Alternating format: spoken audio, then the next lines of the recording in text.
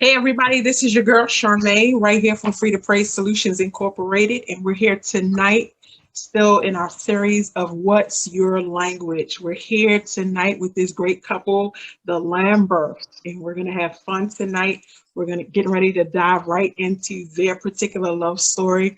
So as usual, we ask that you would share, that you would comment, that you would throw them some hearts, some likes, some thumbs up, let them know that you're enjoying their story. Tonight, we're just going to focus on just what makes a marriage successful. We're also going to focus on diving into our love languages. So we're going to have fun tonight. Just join in right with us. And here we go. Hey, Lambert, how are you doing tonight? Wonderful. How are you today? Doing good, doing good, doing good, doing good. Are you guys excited tonight? I think my Don't wife. be scared. It's all right. It's all right. It's all right. It's all right. We're going to talk loud. We're going to talk clear. We're going to tell the story and we're going to be good. All right. So tell us tonight, how did you all meet? Wow. So, I can tell you that we met at Lyndhurst Elementary, where I volunteered at the time, and my wife was a teacher at the time, and I believe you were teaching first grade. Yes, I was. First grade.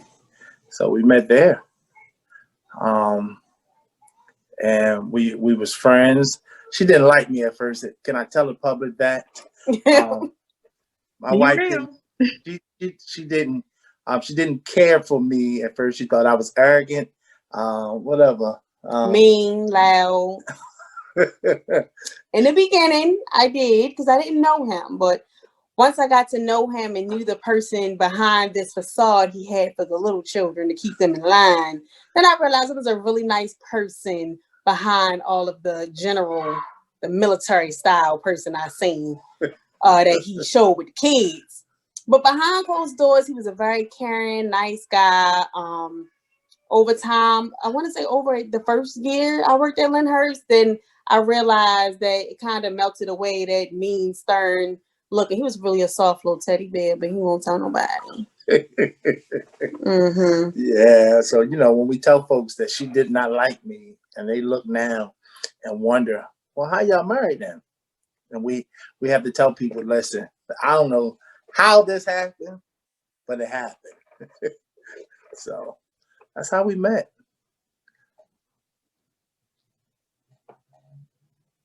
We can't hear you. How long did you all know each other before you decided, hey, let's give this a try? So how long did y'all play this little, let me try to figure him out game? So I met him, what was that, 2012, when I first started at Lyndhurst. And that first year, it was like we was kind of, cordial, talk to each other in the hallway. Hey, can you help me out? He was fuck my kids out. And then after that year, the following year, I don't know, it was just something different. Like I was going through something and I realized, I'm not gonna lie to you. I was like, Lord, send me a good man. I just need to see a good man. Like I bring it my way, Lord. Like help me out because I'm over here struggling. And then I'm gonna be honest, all of a sudden, he looked completely different to me when I started to see him in the hallway. And I'm like, Lord, what you trying to tell me? Like I had him in front of me the whole time. And so we would talk and everything. And then all of a sudden we were sitting, what was it, the teacher's lounge? And we was having a conversation. I was like, oh, okay, there's more to him than this guy I saw last year. So it took a year. And then, we were friends. We would talk on the phone. We went out on little dates just so we can kind of get to know each other. And then I realized after you peel that little layer of banana off, then you saw the inside squishiness of this man. And so it did take a while before we actually, started to date. And then, he proposed and all that stuff. But we've been together for 9 years now and married for 5 almost. So it's been a journey. It's been a journey. Y'all yet holding on? Still holding. Yeah. All right. When did you get married? August 12th, 2016. What would you say, Dorne, that you love about Tree? If I could answer that question, and it's funny that you're asking again because on one of our videos of our wedding, the same question was asked. I just love how she's just unique in her own way, and she have her own style to everything, and she don't try to be no one because she is herself. I just love how she just one, she is very kind. I used to tell her that all the time. You're so kind and so sweet. I just love how her as a person and how she's willing to love you in spite of who you are. Right. Tree, yeah. What do you love about Dorne? I love that Dorne has he also has a kind heart. And he cares about me more than I care about myself. As well as he is a family man. I love the way how he interact with children. He let them know, like, look, this is what it has to be, but at the same time, I still love you. And that was a big thing for me because, as women, we take on so much, and I swear we think that we are superwoman, and so we don't care about ourselves. But when you hear that someone really cares about you and tell you, look, slow down, babe, like let me do this, let me help you with that, and then as an independent woman for such a long time, I'm like, ooh, so I gotta like let go and let you help me out some, and so I love that about him, and so he helped me realize like you have a helpmate. So don't think that you can do everything by yourself. And so to me, that was like a winner for me. Like, oh my gosh, like I really can like relieve some of these responsibilities to you. So I love him for that because he's like literally my partner in crime for everything. So you would have to say that the Lord did answer your good. Yes, he did. Yes, he did. All right. What keeps the spice in your marriage? Oh. You want to answer that? I don't know. It's so many things. It's the children for me. So I mean, the spice in our marriage. I mean, first it takes communication. And the fact that we have children, we know for couples out there that have children, it can take a toll on you. But the fact that we have to communicate with each other, especially with our teenagers, so we can be on the same page, keeps us going. And the fact that, once all the kids down, we'll sit next to each other, watch a little Netflix. I mean, it's only for like an hour because, we be tired, y'all. But we try to capture those small moments where we can, spend some time together beyond the children, because sometimes they can wear and tear you down. But we try to find moments where we can, hang out, even if it's something small, like eat some popcorn together, kind of keeps the spice between us, and, have like little mild conversations, keeps things going for us. Anything to add? I believe that she said a lot, and that the small things that keeps us. Oh man, babe, I just love you much. And to sit beside her, and say, babe, and just have that conversation. My wife knows you ain't got to do much for me. You can do the smallest things. To bake me a cake, even though I got to slow down on that. That keeps me going to know, oh, she went to the store and, babe, I'm going to bake you a cake. And I'm like, yes, even though I don't eat it all. And I be fussing about sharing it with everybody else. That's the good thing, that she loved. That's what keeps the spice, the love that we have between each other. Okay. Let's dive into love languages, which is kind of our theme for this particular week. Who wants to go first? Tell us what your love language is. I'll go first because I know all the mommies out there like, oh, what's your love language? So mine is, of course, is acts of service. With having 5 children between us, it can be a lot on me as a mom, and I'm sure you agree, right, babe? Yes. Okay, yes. just checking. So, and when he comes home, because you know, right now I'm teleworking, but I also have the kids at the house. And so when he sees that I'm trying to wash clothes, I'm trying to be on this meeting, I'm trying to do this.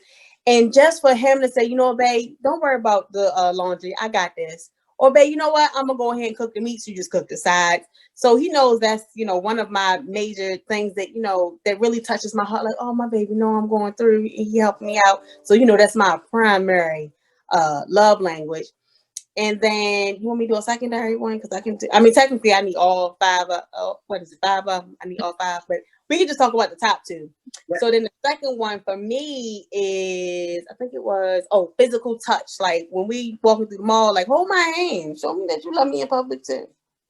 You know, when we sit and I want to, you know, let's watch a little nice little movie or whatever. So, just that to me, I think are my top two love languages.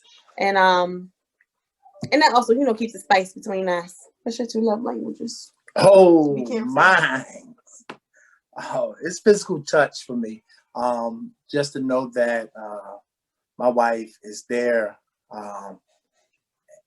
That's what gives me. She come hug, lay her head on my shoulder. I might be having a rough day, and she might not know it because I might not say anything. But for her to come over and say, just put a hand on my shoulder, put a head on my chest, say, "Hey, babe," that's my love language. That gets me excited. Even though I might be feeling like I'm getting ready to jump off the roof or something like that, but right there, "Hey, babe, hey, I'm here for you." And she might not even know, but physical touch is one of mine. If I can talk about the second one is words of affirmation. Just to tell me you love me. I come through the house, "Hey, babe, I love you." She say, "I love you." It's them words that keeps me going to say, "Oh man, I know why I married her. I know why we in this together." Because to know her love language and she to know my love language, that's what keeps the spice, I believe, for our relationship to keep going. Okay. So we're talking about love languages, talking about the spice. What are some challenges that you had to face in your marriage? And understanding your love languages, has that played a role in meeting those challenges and overcoming those challenges and dealing with those challenges as you've gone through and as you've grown together, not just in marriage, but individually as well? I think the biggest challenge is just sometimes you have to kind of agree to disagree on some aspects. So I guess the way how we, you know, combat that is just trying to keep an open line of communication. Like me as a person, you know, I'm very quiet, kept, depending on the situation. Sometimes I can be loud. But between us, you know, I tend to keep a lot of things to myself. And if I'm irritated about something that's going on between us or something that's going on in the house, I'll keep it to myself. And because I don't communicate it to him and he doesn't know it irritates me, he'll keep doing it unless I finally say, you know, "Oh my gosh, why do you?" And then all of a sudden I'm like, "Well, babe, you never told me it. So how would I know?" So over time, I learned that, maybe I should tell him when things irritate me. And then him being open enough to accept, okay, I'm glad she at least told me it irritated me. What's one of the things, though? Oh, don't do that. What's that? Humming? We on. Humming. We on. Stop. The people want to know. The people want to know. we won't be live. Don't do that. Well, humming will No. Go ahead. If we are arguing, okay, I don't want to say arguing. If we are in conflict, okay, and I'm trying to get my point across and someone starts to hum, I feel like they are not listening to me. So I had to communicate that to him. I don't like it when you hum. And then he said, "Well, why you don't like it when I hum?" Because I feel like you're not listening to me. So now that you know that, since you brought that up, do you do that anymore? Oh, no. All right. So that's part of our communication. So we can, you know, understand each other. And so once he knows what irritates me and I know what irritates him, we try to, you know, navigate, you know, past that. And it's not only about irritation and things like that, but just being able to communicate, I think really helps, because when I hold things in or he holds things in, then it just becomes toxic. And to not end up in a toxic relationship, you have to be open and ready to communicate and be open to receive in order to, you know, make each other better. And that's a challenge just with people in general. But the fact that, you know, I've been taking a lot of SEL courses, you know, social emotional learning, which my husband always like, yeah, I'm not SEL, I'm not the student. It's okay, because SEL is very important even in couples. Okay, so in order for me to be socially emotionally happy and for him to be socially emotionally happy, we need to be able to be in tune with each other's emotions, right? You're right. Okay. You hit that on the nose. You got this. You got this. Listen, I'm just here, you know. Listen, but she got this. How you think our communication going? Because let me tell you, this pandemic. Oh, I'm sorry. I'm probably going. This pandemic, it teaches you to have patience. Woo. It teaches you to have communication, because it's one thing to see each other. Hey, babe, love you. See you at work. All right, you back home hot. Eat your dinner. All right, let's go to bed. All right, let's go.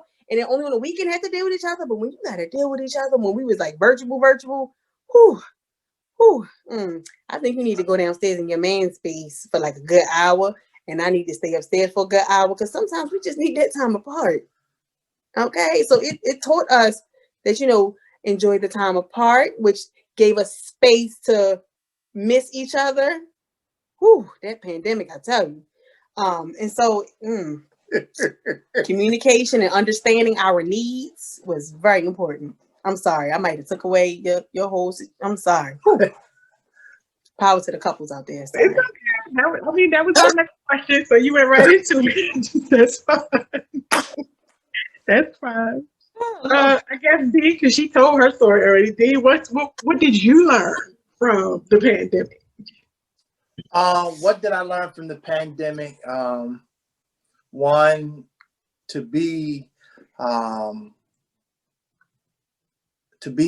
have to come home. She's already frustrated because what I've learned is that people that have been sitting home through this pandemic on this computer have gone crazy.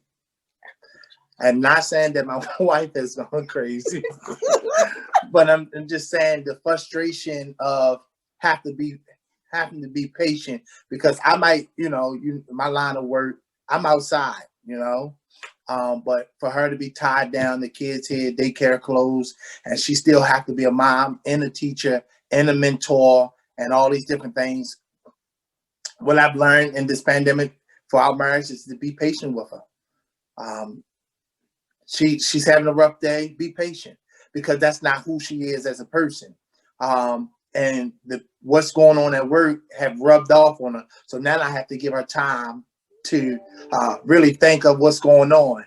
So, patience. And if I can tell folks, you're doing this pandemic, you have to be patient with your spouse, especially when they're working from home, because I don't have to work from home. I don't have to look at a computer all day long. And to be a mother and to teach and mentor other folks and still have to do different things and make schedules, cook dinner and make sure the kids are fed. It's just patience. This is a superwoman. This is my superwoman. But it's also to be patient with this superwoman, because she still have kryptonite, right? So that's a weakness. That's a weakness. So when you just want to be patient. I just, I just love when we can be patient with one another and to support one another needs. So yeah, it's patience. Yeah. Okay, that sounds good to me. You heard them clean up that crazy part, though. I heard you clean it up. I peeped it. I peeped it. So, what do you hope that your children, now you have 5 lovely children, what do you hope those children learn from watching your marriage? Wow. Watching us, I hope that they learn like how to navigate through any kind of relationship, even with like friends, family, a spouse, because a lot of times like going through and just as a teacher, I see a lot of different like family relationships and community relationships and a lot of toxic things that we see. And so I'm hoping that by us trying to just model, like, how do you talk to one another?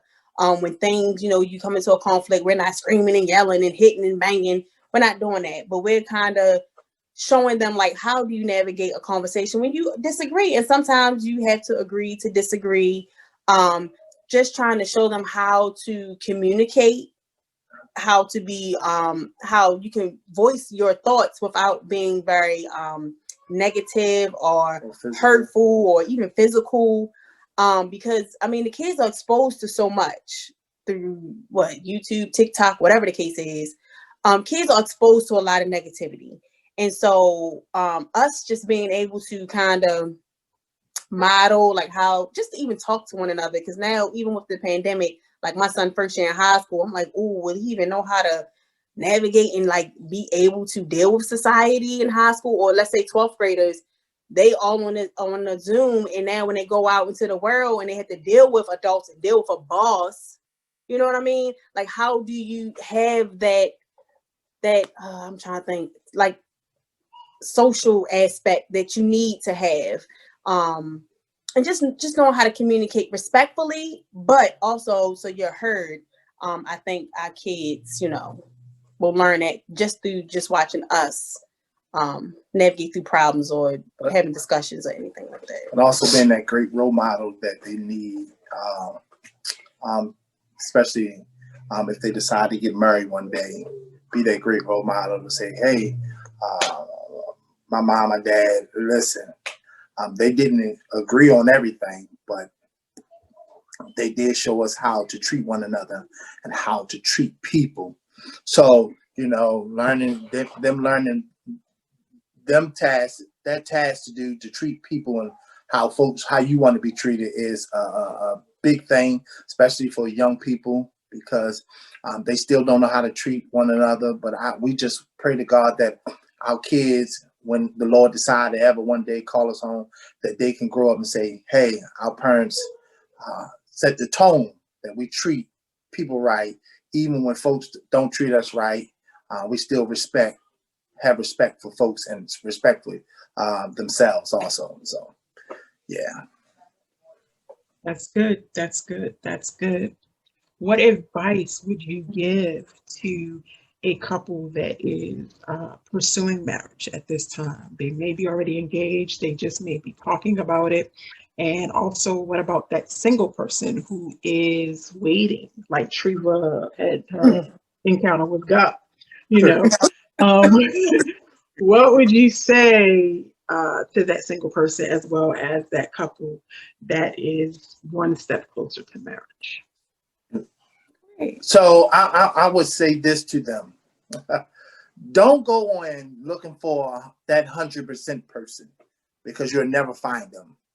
Because once you put the person, your spouse or whoever, up on the pedestal and the pedestal falls, you're going to be the one that's upset. You're going to be the one that's hurt in your feelings, because you have put this person up here and never thought that this person would never fall.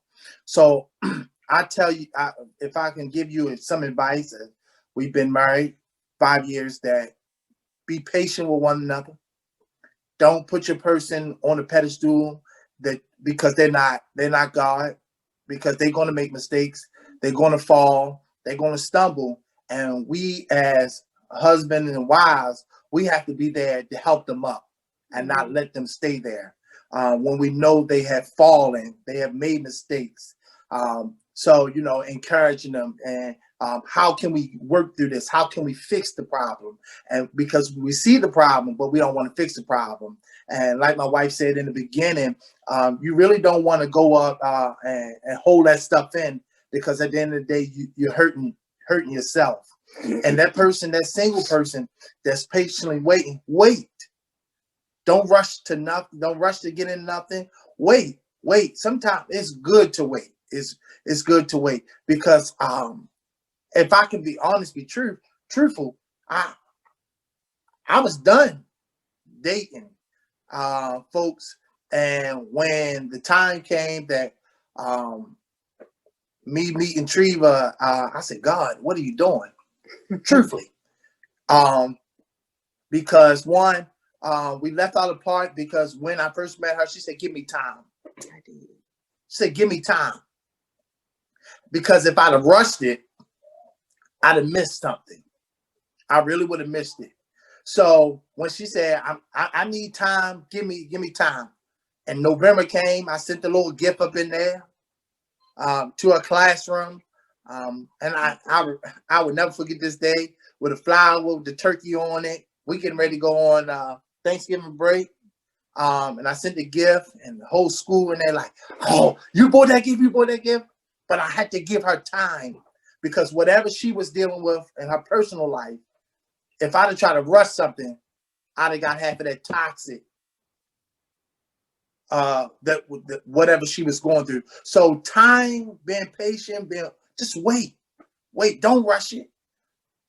Sometimes it's best to be by yourself so you can get to know your own self, learn yourself, love yourself, because nobody else ain't gonna love you the way you love yourself.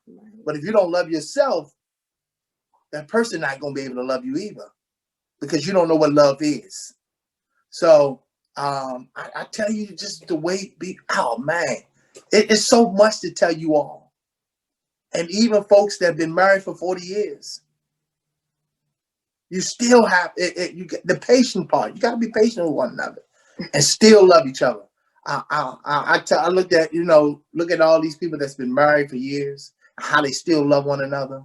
They don't agree with everything that each other do, but I'm looking now that we made it, that we 5 years, that when the time comes and we keep growing, we're going to learn more and more and more about each other. And that picture right there you just showed, that's when she got that I sent that edible arrangement in her classroom with the fruit.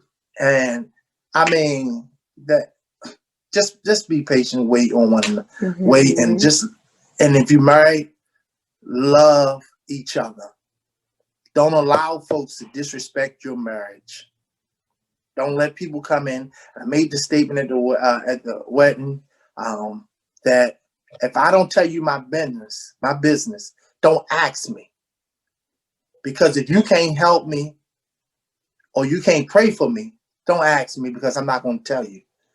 We're not going to tell you. I'm not, so you can go sit around your friends. And that's what couples have to stop doing. Telling their business to mommy and daddy, because once you tell mommy and daddy mad, but you still with the person. And then when you bring them around dinner time, they talk, girl, I told you he was a mess. She ain't nothing for you. And see, they can't get past it, but you have got past it. So stop. Don't tell your business.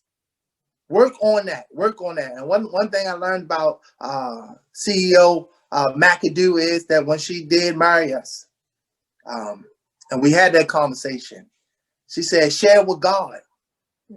Talk with the Lord. Find someone that you can trust to have that conversation that's going to tell you both when you're right and when you're wrong. Don't go to nobody that's not married or nobody that's really not waiting for nobody because they're doing their own thing, because they can't give you nothing. You want to learn from somebody that say, we've been through some ups and we've been through some downs, but we made it through. We made it. And everything, people ask us this question, how do you like marriage? Marriage is what you make it. Stop it. Don't ask me that, because it's what you make it. If you're in a relationship or if you're by yourself, it's what you make it. Just because you got married doesn't mean anything. It's what you make it. And don't never give up on your wife. Don't never give up on your husband. Fight. Pray.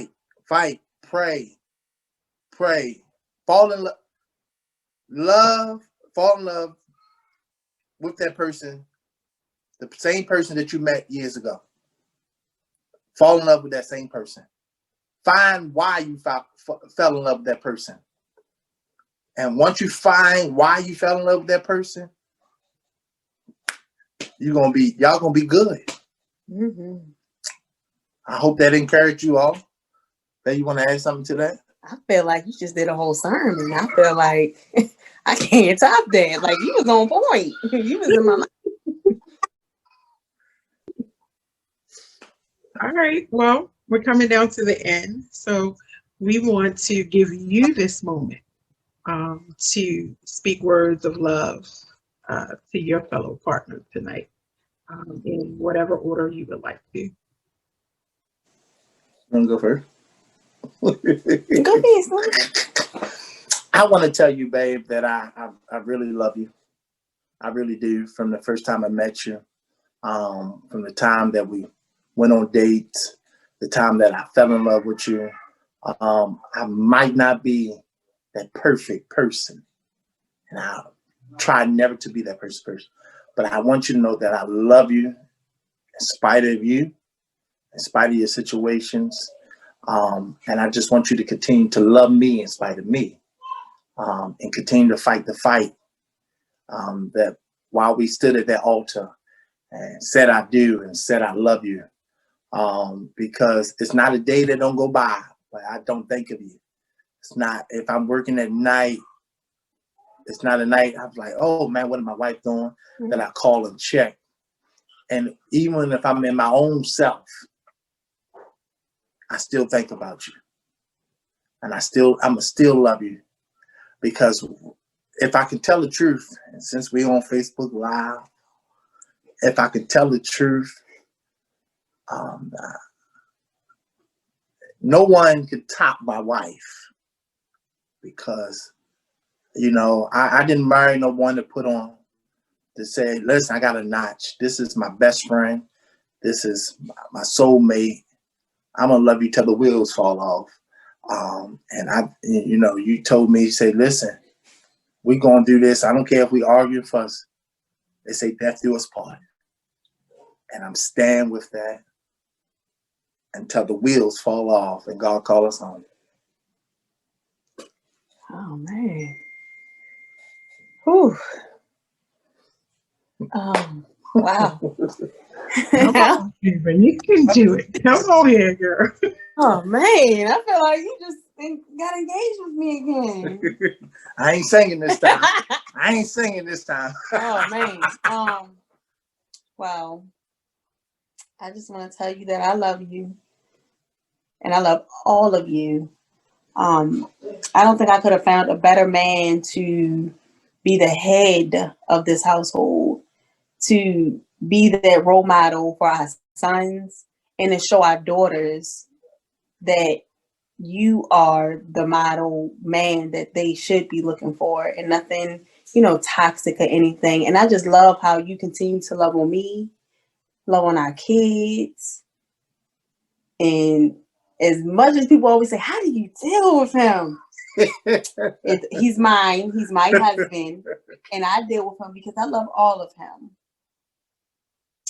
And I don't know. I just love this man. All of him, even though he can be a little scratchy on the edges. But again, sometimes you need that scratchy little sandpaper to make everything smooth out within a household. So he's my rock. He's my soulmate. He's my friend. And Lord, he answered my prayers. I ain't gonna lie. I'm not lying. Y'all think I'm joking. I prayed, and all of a sudden it was like this shield just like was removed and said, this is your man right here. I need you to pay attention and find out what's going on with him. And so I did. I listened. I was obedient. Okay. Obedient. All right. Well, we thank you all for sharing your love story with us on tonight. It has truly been a blessing just to hear how you all have maneuvered through your marriage and how you're still working every bit or every day of the year to make your marriage more effective and to make it more sacred and to make it more of an example before your children. And so we're excited for your future. We're excited about what you're going to do as a power couple that you are. And we're excited about what God is going to do in your lives. As always, Free2Prayz is here to support you, whatever we can do, however we can help you or assist you and your family. Know that we're just a call or a text away. Again, we celebrate you on tonight, and we give big ups to you for just hanging in there as you share this year, your year of grace upon your marriage. So we just say, hang on in there, stay in the race, and continue to do what you're doing. God bless you, and we'll talk to you soon. Take care, y'all. Right.